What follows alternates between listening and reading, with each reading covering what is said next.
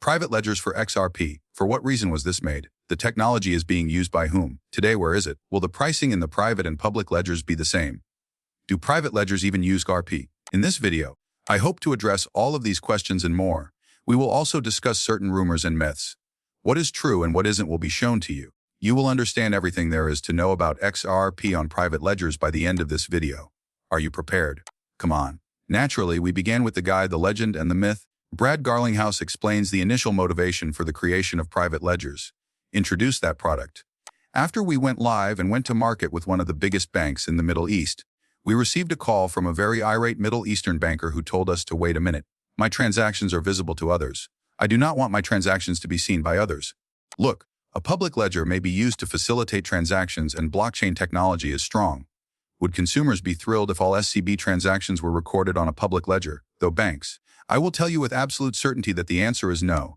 As a result of the way we have developed our technology, XRP is a public open ledger. Consider it as a private temporary blockchain between two banks that cryptographically signs the transaction, holds it in escrow, and releases it simultaneously. This is a separate component of Ripple's technology that links banks to liquidity solutions. Thus, there is never a scenario in which a transaction fails to finish. Okay, so let's examine this in greater detail. Built on top of Ripple's XRP ledger technology, XRP private ledgers are closed blockchain environments intended for central banks, governments, and financial institutions that require control, privacy, and regulatory compliance that public ledgers are unable to offer.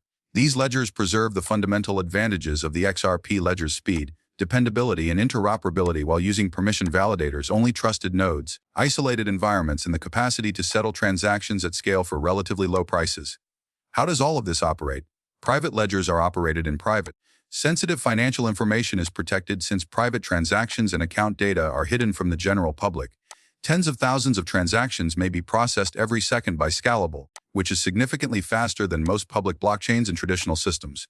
Minimal fees built in XRPL's extremely low transaction costs and the ability to conduct microtransactions at larger operation volumes. Custom compliance and integrated AML and KYC, anti-money laundering, know your customer, and certain legal obligations. The interoperable feature allows for asset transfers and settlements with the public XRP network as well as with the current legacy financial infrastructure.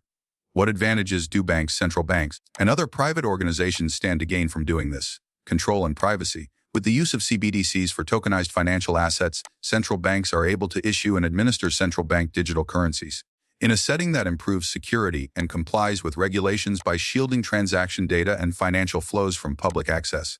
Transfers and monetary movements are made much more efficient by efficient settlement, which eliminates traditional banking delays and banking hours with near-instant settlement of 2 to 4 seconds. This is going to be available 24/7, 365 in case anything needs to be done at any time, rather than the bank closing on a Friday afternoon and everyone going home and saying, "Good luck with your transaction." It will function day or night, even on vacations. Another advantage is asset management and tokenization. Institutions can try tokenizing assets in the real world. Bonds, real estate, and commercial paper are a few examples that can be used in a regulated environment to increase productivity and make new financial products possible. Some of the central banks that have been working with Ripple have used this technology, tested it in sandboxes, and solidified it. For this reason, people all around the world trust this technology. Cost savings. Naturally, we discussed reduced fees, energy use, and operational costs, particularly when compared to antiquated systems like STU-FT.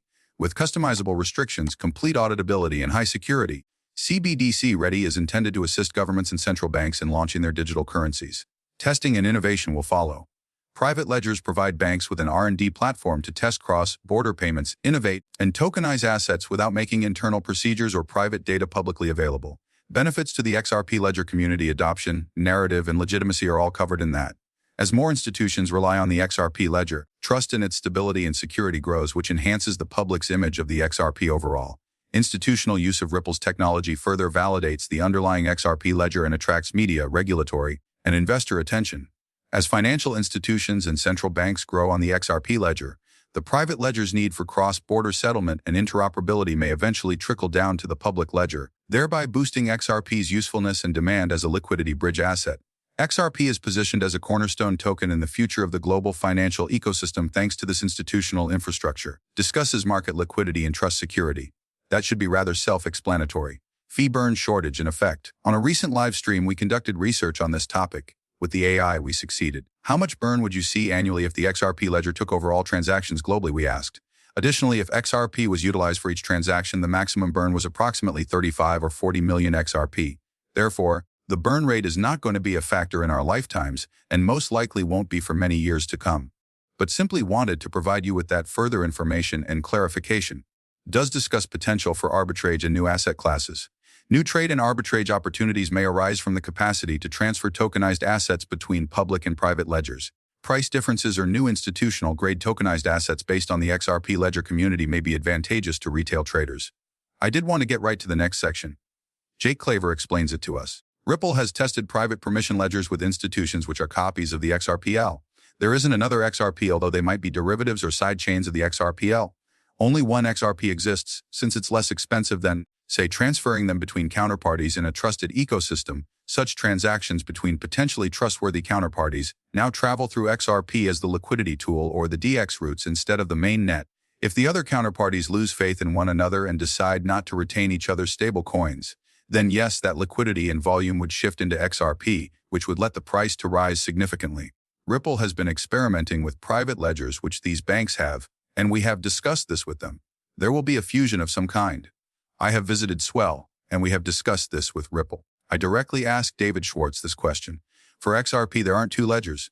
This video should not be interpreted as financial advice. The sole objective of this is amusement. I don't offer financial advice. If you need financial counsel, please get it. Now let's return to the video.